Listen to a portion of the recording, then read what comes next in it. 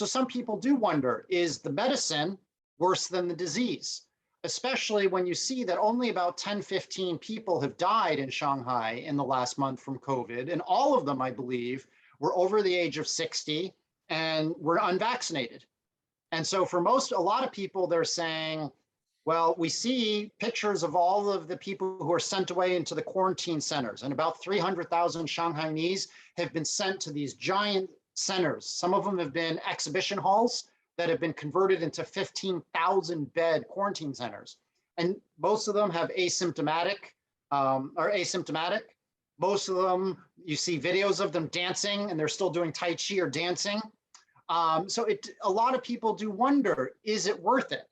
Now, I'm not an epidemiologist. I'm not a doctor. I'm not going to argue on that.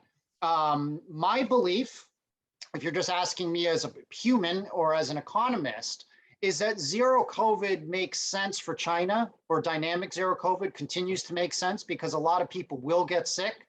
A lot of people will die.